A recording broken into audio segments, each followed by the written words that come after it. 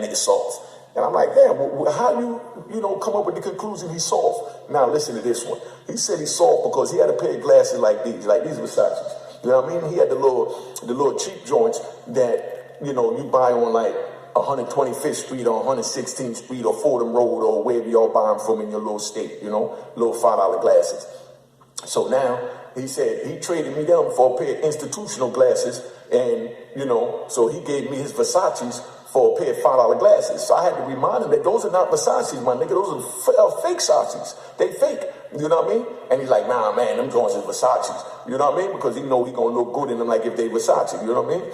So, you know, he took dude giving him a pair of $5 glasses from the street that go for $150 in the joint. All right, that's what I want to speak about. I want to speak about that because he really made a good point about the prison economy. Okay, in prison, you know, if you go to a flea market or a swap meet, you go into those, they have knockoff products, a lot of bootleg, a lot of knockoff replica products. And he's saying that the fake glasses, the flea market bootleg, swap meet, replica made in China glasses that cost $1 or $2 that are made to resemble the more expensive real glasses go for hundreds of dollars in the prison.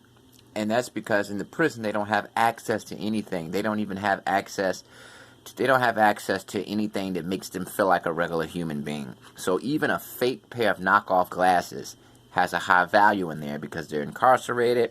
They don't have access to a lot of things. So anything that they can run across, anything that they can have access to is going to be expensive.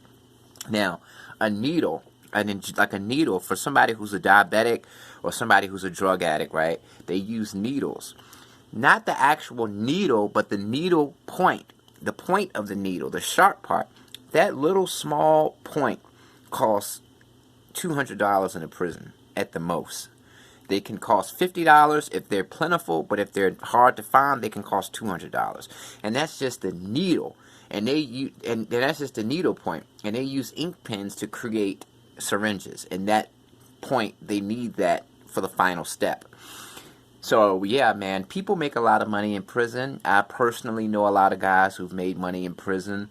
This guy who's in a video that I showed you, his name is Unique. He's a legendary kingpin from New York. He made hundreds of thousands of dollars in prison from drugs, allegedly.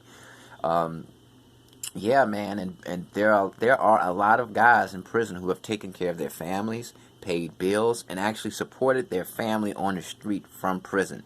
I know of an inmate. His name is Boxer Enriquez from the Mexican Mafia. He dropped out and he became an informant.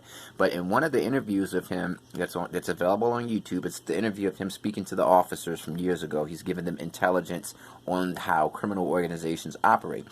And he informed them that he put his daughter through college, his son through college, he paid for a mortgage, and he probably was making about $100,000 a year from solitary confinement. So yeah.